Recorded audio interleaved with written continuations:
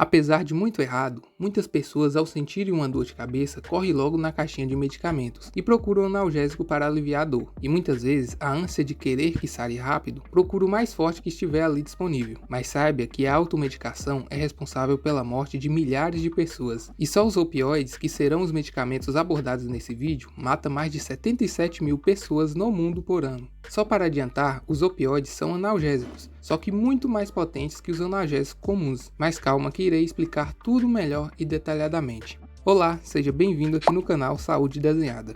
Vamos entender da raiz, como surgiu e o que são os opioides. A raiz do opioide surge literalmente de uma planta, a papoula. Uma planta com uma flor tão delicada esconde a sua seiva com propriedades capazes de causar altos efeitos analgésicos. O ópio. Mas além da analgesia, o ópio causa também efeito de sonolência e relaxamento, podendo causar dependência quando usado regularmente. E aí está o maior problema. Mas calma, veremos isso mais adiante. Voltando aqui para como surgiu, o assistente de farmácia Frederick Setoner conseguiu extrair uma substância responsável pelo efeito analgésico, a qual ele nomeou de morfina. E a morfina é muito utilizada até hoje, já que é um dos medicamentos mais potentes contra a dor no mundo. Com o passar do tempo, foi descoberto outras substâncias que causam um efeito mais leve que o da morfina, como a codeína, que é o opioide mais vendido no Brasil, mas também foi descoberto o oxicodona, que é um pouco mais forte que a morfina, que aliás também foi responsável pela primeira onda de mortes por opioides nos Estados Unidos em 1999. E adiante, ao falar de morfina, já pensamos que é o medicamento mais potente por ser utilizado em estados terminais, mas existe um opioide em que o efeito é 100 vezes mais potente que o da morfina.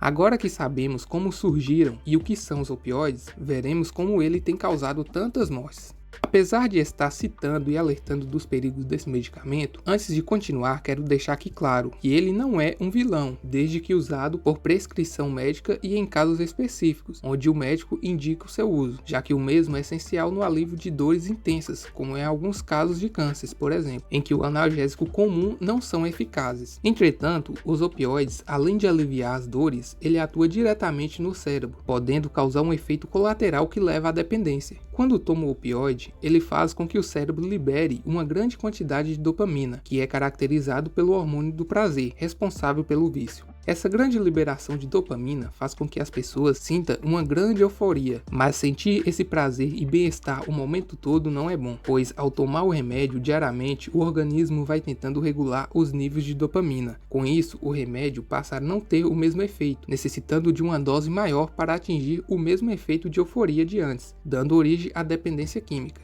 Se a pessoa tem acesso ao medicamento, ele irá aumentar a dose cada vez mais. E isso não é uma mera escolha, isso se trata de uma doença em que a pessoa não consegue evitar esse consumo exacerbado. Então, compartilhe esse vídeo para que mais pessoas fiquem cientes dos perigos do consumo exagerado de opioides.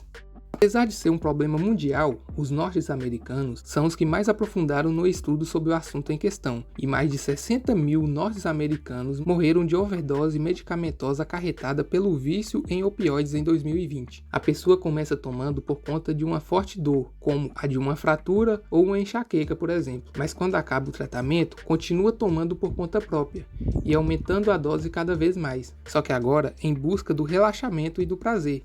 O principal opioide responsável pela maioria das mortes nos Estados Unidos é um remédio que citei lá atrás, que é 100 vezes mais potente que a morfina. E o nome dele é fentanil. Ele geralmente é indicado para pessoas com cânceres ou dores incapacitantes, ou em estados terminais. Mas como quase tudo, ele chegou no mercado ilegal, dando acesso às pessoas que nunca foram nem indicadas ao uso de opioides. No Brasil, tem um certo controle a mais por conta de ser vendido apenas com receita. Mas um alerta de perigo também está presente, já que tem aumentado o número de prescrição de opioides consideravelmente cada vez mais. E apesar dos Estados Unidos também exigir receita para a venda, essa receita vale por 6 meses sem a necessidade de uma nova consulta durante esse período. Então no Brasil, o controle é maior e mais rigoroso, sendo que também os médicos seguem uma recomendação da OMS, baseada em uma escala de dor para definir a classe de medicamentos a ser receitados. No Brasil, os principais opioides prescritos são os derivados da codeína, como Codex e Tilex, os derivados do fentanil, como Durogesic e Fentanest, e o oxodona, que é derivado do tebaína.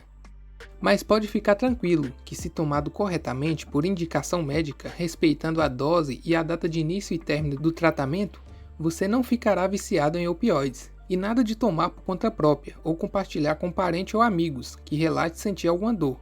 Mas eu irei compartilhar com você algo bom, que é esse vídeo aqui sobre o que é diabetes. Nele explico tudo sobre a doença em apenas 7 minutos. Te espero lá, hein?